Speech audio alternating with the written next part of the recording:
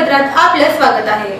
महिला विडी कामगारांना मिळणाऱ्या पेन्शन व पीएफ लाभ मिळवून देतो म्हणून खासगी दलाल थेट स्मशानभूमी गाठून तेथील कर्मचाऱ्यांकडून पावतीतील मृतांचे नाव घेऊन त्याद्वारे मृत महिला विडी कामगारांचीही लूटमार करीत आहेत।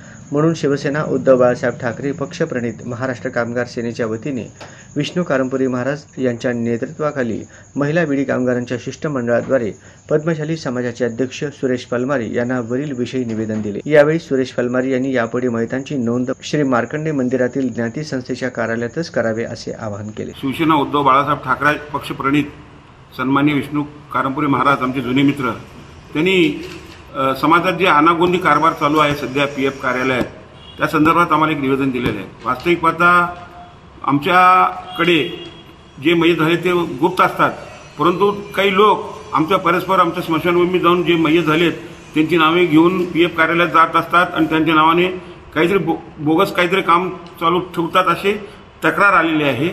त्या संदर्भात मी विष्णू कारंपुरी महाराजांनी एवढं सांगितलं, यापुढे तसं होऊ देणार नाही। यापुढे पद्मशाली ज्ञाती संस्थेचे जे लोक मयत होतील त्या सर्वांना जर पावत्या पाहिजे असेल तर त्यांनी मार्कंडे मंदिरात कधी सुद्धा येऊन पावती घेऊन जावं असं आमचं ज्ञाती संस्थेत बैठकीत ठरलेलं आहे।